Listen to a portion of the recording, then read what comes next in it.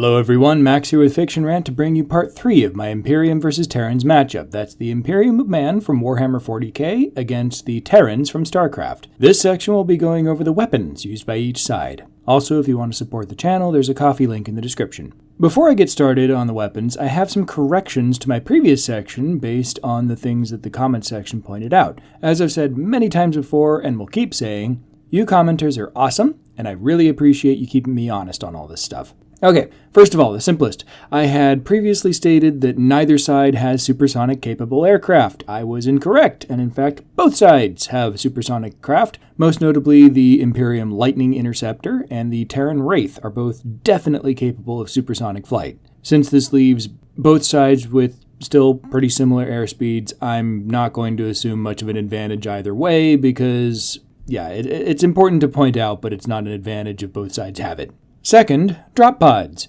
Previously, I claimed that Terrans make relatively limited use of drop pods, but I had this pretty much backward. In fact, Terrans orbital drop basically everything, from buildings to, bafflingly, aircraft. In-game, this is basically the upgraded rally point mechanic for units, so you can produce units and they'll just orbital drop directly to wherever you have the rally point as opposed to having to travel there from the factory. Which is still hilarious to me because you can drop a space battleship to the surface of a planet in a drop pod. Whatever. In any case, Terrans absolutely use drop pods even more than the Imperium, so I have to give them the advantage there. Third, regarding sublight speeds in space, there still aren't any good concrete figures on either side, but what we do have is some precedent. In a couple of the Warhammer novels, we get feats of space mobility. In particular, people on the internet have pointed to an example from the Horus Heresy book series, where a ship accelerated to 3/4 of the speed of light within some unspecified but relatively short amount of time. This means, at minimum, that they have inertial dampers, so they're not restricted to under 10 Gs of sustained acceleration. Then we move on over to the Starcraft side of things, and in-game spaceships are constantly being outrun by Zerg creatures that have flapping wings.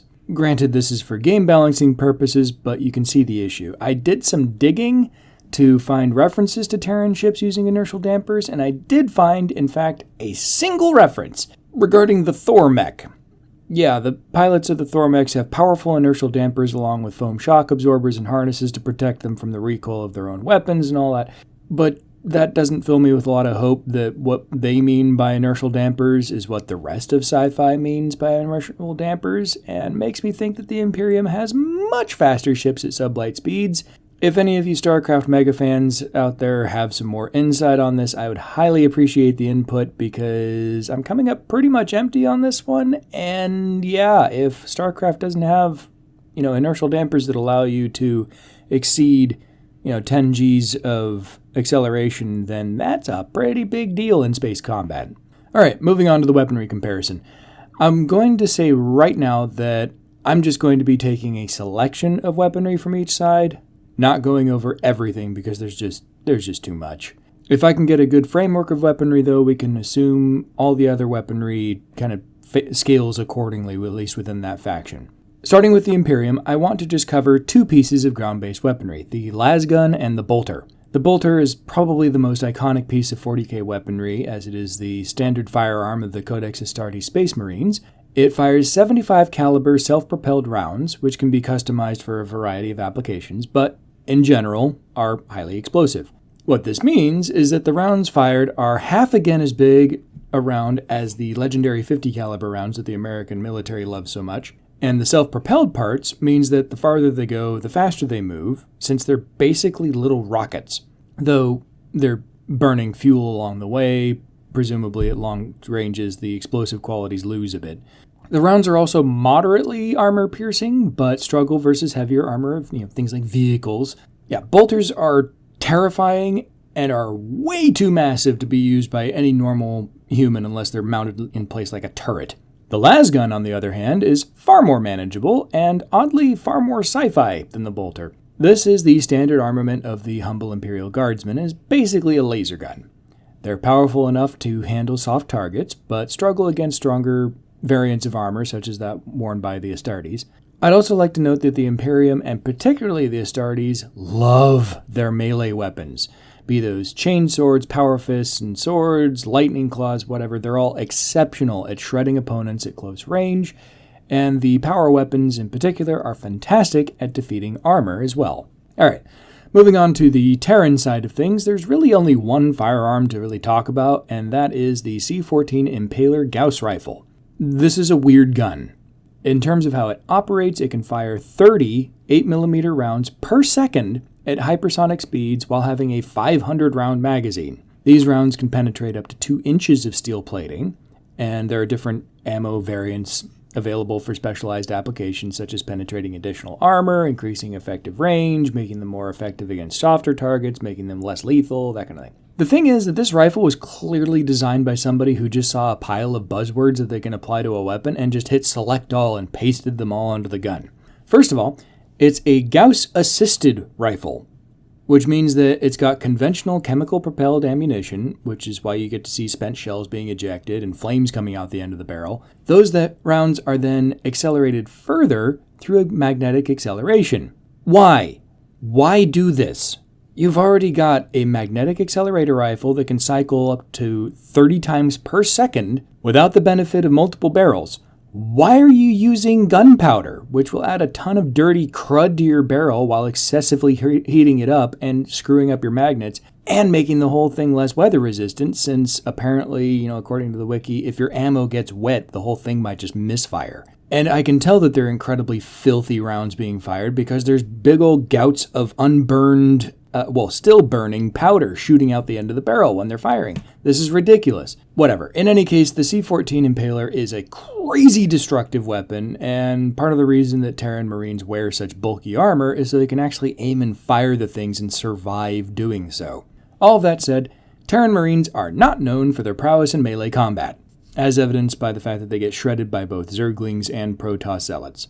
Moving on to some larger weaponry, those mounted on vehicles, most things are pretty mundane, with plenty of missiles and large caliber cannons, along with more advanced plasma and laser-based weaponry. Basically, just take the stuff that the soldiers are carrying and scale it up. So I'll be talking specifically about the really big boys on the battlefield, the Terran Thor, the Imperium Dreadnought, and the Imperium Titan. This time I'll start with the Terrans. The Thor is a heavily armored bipedal mech which stands approximately 20 meters tall and is armed with particle beam cannons, optional 330mm barrage cannons, and optional javelin missile launchers or Punisher cannons. A single Thor is enough to take on entire armies by itself. Granted, it's hard to tell how destructive those weapons actually are, since everything is gamified, but suffice to say that the particle beam cannons in particular are really great for shredding armor. Meanwhile, in the Imperium, the Dreadnought is a mid-size walker which can come with a variety of weapons, but typically utilizes a combination of ranged and melee weapons, because of course they do. Typically, this will be something like a Storm Bolter, which is a double-barreled, souped-up version of a normal bolter, working in conjunction with a Power Fist or Power Claw, which is capable of tearing most things apart if they get close. Compared to the Thor, Dreadnoughts are relatively small and lightly armed, standing only 4 meters tall. On the opposite end of the armored vehicle spectrum, we have the Titan. No two of these are identical, so they vary a lot, with sizes ranging from 60 to 140 meters tall, and depictions include things like whole cathedrals on their backs. Yeah, they're gigantic. Armament-wise, Titans are absolutely in the let's fight a whole army category. I'll talk specifically about the Warbringer Nemesis class Titan just as an example. The weapons on the Warbringer Nemesis include a Nemesis Quake Cannon, which is powerful enough to one-shot basically any other kind of vehicle and causes powerful localized earthquakes on impact. A pair of Anvilus Pattern Defense Batteries, which are basically just big ol' autocannon batteries. 3 Ardex Defensor Mauler Bolt Cannon turrets, which are Titan-scale bolt guns. And 2 Reaver Laser Blasters, which are triple-barrel turbo lasers, amounting to massively souped-up lasguns. If I had to make a judgment call on these 3 big walkers, I'd say that the Thor could absolutely handle a Dreadnought, at least at a distance. If the Dreadnought could somehow close the distance, I think they'd probably do a lot of damage to a Thor, but I think ultimately they'd still go down. I do not think that a Thor could handle most kinds of Titans. Those things are just kind of in their own league. Alright, moving on, I'm going to skim over flying units since they really don't have anything super special, and their scale is Pretty similar on both sides, and I will jump straight to heavy spacecraft. Those will be the Terran battlecruiser and the Imperium battleship. Imperium battleships come in a variety of classes, so I'll be talking specifically about the Retribution class as a representation. Granted, specific statistics aren't provided for these ships or their weapons, but what I do have is that they carry a massive amount of weaponry that is mostly deployed in broadside at, quote, extreme range, whatever that means. They also carry lesser numbers of lances, which are basically extreme range lasers. They don't deal as much damage as the conventional cannons, but are far more accurate for picking off targets and far longer range. Up close is where any Imperium battleship really shines. That's where they get to bring their entire broadside to bear, while utilizing both explosive and boarding torpedoes to shred their targets. The boarding torpedoes are great because you get to be like, hey, you know how our space marines are scary? Well, now there's a bunch of them on your ship just wreaking havoc. Battleships are also the source of many of the means of performing exterminatus on planets, where all life on a planet is destroyed. This can be done via orbital bombardment, virus bombs, which carry the Life Eater virus that consumes and destroys all life, reducing it to just organic sludge. They also have cyclonic torpedoes, which utilize a kind of thermonuclear reaction that causes all oxygen in the atmosphere to ignite, ultimately causing the whole atmosphere and all bodies of water to boil away into space. Apparently, the detonation of a cyclonic torpedo is big enough to be seen from space and powerful enough to crack the crust of the target planet and destabilize its core. There's other methods, but I think you get the idea. When the Imperium decides to engage in a no-holds-barred fight, they can punch very hard. I wish I had more concrete numbers for you guys on this info, but this is what I can dig up, and it's very vague. Sorry about that, but you kind of get the idea. Meanwhile, the Terran battlecruiser is the core of the Terran fleet. They come in a variety of classes, but all share some core features, and I will use the latest and presumably most advanced one for this comparison, the Behemoth class. It carries ATA/ATS laser batteries, nuclear missiles, and a Yamato cannon. I'm going to breeze over the laser batteries and nukes because they're relatively familiar, and I will focus on the signature weapon, the Yamato cannon. This is an incredibly powerful plasma weapon that, from what I can tell, basically takes a nuclear detonation and then uses powerful magnetic fields to channel that energy into a powerful beam, with the equivalent power to a low-yield nuclear bomb, but focused into a beam instead of having a huge blast radius. Of course, this being Starcraft, I have no information on effective range or anything, but considering that the Yamato requires magnetic containment to channel the plasma from a thermonuclear reaction into a beam, I'm going to guess that the effective range before that beam stops being a beam is relatively short, at least in terms of, stellar scale. And here's where I go on another mini rant about how sci-fi writers, particularly it seems with Starcraft, don't understand scale or space weaponry. Generally in sci-fi, you have two kinds of weaponry, projectile and directed energy. Projectile weapons are relatively straightforward. You've got a cannon or missiles, and you fling those at your enemy. If they manage to make content, they do what cannons and missiles do and inflict a bunch of damage. The problem is that the intervening distance between ships in space can be so massive that conventional cannons will generally have to just shoot out a ton of shots in the hopes that some of them might actually hit anything. Missiles don't have that problem, but they're also really, really easy to see, so they can be easily intercepted by their point defense weapons or fighters.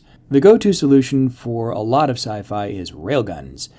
Instead of chemically propelled munitions traveling at relatively slow speeds, you instead use less rounds propelled at incredible speeds, in the hopes that they're relatively difficult to avoid or intercept. Both the Imperium and Terrans have access to railguns, though why both sides don't use them more pervasively on their ships, I do not know. Then there's directed energy weapons. These are your lasers, particle beams, and plasma weapons. Lasers are ultimately purely thermal weapons, potentially with some radioactive components, since you have everything from infrared to gamma ray lasers. Plasma weapons, too, are pretty much just thermal weapons, except that instead of just trying to heat up your target through high-intensity light alone, you've actually got some material you're flinging at your enemy, so you can hopefully heat them up more efficiently that way, and hopefully your plasma will actually stay hot long enough to inflict some damage. Generally, plasma weapons tend to be shorter range than lasers. Also less accurate because plasma is still matter and it needs to actually travel. The problem with both of these kinds of weapons is that they exist in space, where ships have to be incredibly resistant to both radiation and heat to survive at all. Because stars exist. And there's the fact that entropy and efficiency exist. All spacecraft have to be shielded against radiation and heat because, stars, and unless you've got a weapon that can focus stellar levels of energy at targets, which neither the Imperium nor the Terrans do, any ship that can keep its crew alive for any length of time in space really won't care about purely thermal weapons. At least in the case of lasers, they'd be accurate enough, and they've been fantastic for intercepting things like missiles because those would be, less shielded than ships, and thus more vulnerable to directed energy. Then we move on to the fact that entropy and efficiency exist. Any weapon that damages its target through thermal energy alone will heat up its source more than its target. So let's say that a laser is 80% efficiency, which would be insanely efficient, but whatever, we'll roll with it for example. That would mean that in order to heat up your target to 10,000 degrees, you'd be heating your own weapon to over 12,000 degrees, which is less than ideal. The solution here is typically a particle beam, which is kind of a hybrid between a laser and a railgun, since you're taking atomic particles and accelerating them to nearly light speed and then hitting a target with them with tons of energy, while getting the advantage of the inherent properties of the particles themselves. Great example, Star Trek uses phasers, which are just particle beams, and the particles that they're using are these nadion particles, which on their own disrupt matter. So with a phaser, you're hitting a target with a bunch of particles that are moving at nearly the speed of light that on their own also disrupt matter. Yeah, it's a pretty devastating weapon, and it makes perfect sense in the context of sci-fi. So why am I going into all this? Basically to point out that the Yamato cannon sounds pretty crazy with it focusing and directing a low-yield nuclear detonation at a target, but that's only crazy destructive in terrestrial terms. In space, the power of a low-yield nuclear weapon just isn't that impressive. The weapon would heat up the cannon way more than it would heat up its target, and after all, since the beam doesn't get the benefit of magnetic containment once it leaves the cannon, it would rapidly just begin to turn into a cloud of radioactive heated plasma in space, so its range would be pitiful. On the ground, nukes are always dangerous. But space is a whole different animal, and if the Yamato is the most devastating weapon that the battle cruiser carries, then they're in trouble. I mean, just look at depictions of nuclear detonations, during testing and in movies and whatnot.